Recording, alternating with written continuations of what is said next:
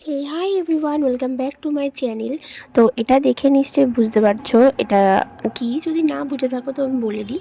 তো আগের যে তত্ত্ব সাজানোর ভিডিওটা দেখেছো, তো তোমরা সেখানে দেখেছো আমি একটা চকলেটের ট্রে নিজে হাতে বানিয়েছিলাম গিটার শেপের। তো এটারই সেই ভিডিওটা।